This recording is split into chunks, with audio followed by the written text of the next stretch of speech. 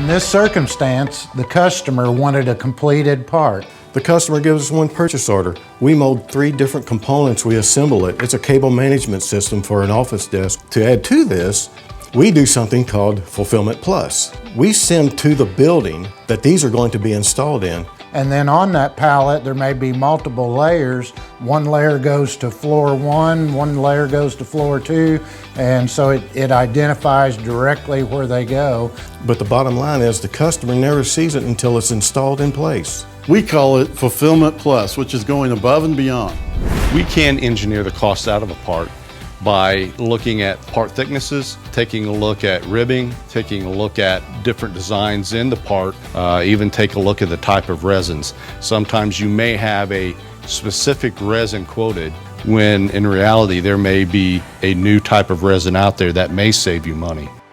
Have a tough problem? Rely on us. You're always going to get the same quality of parts from APM.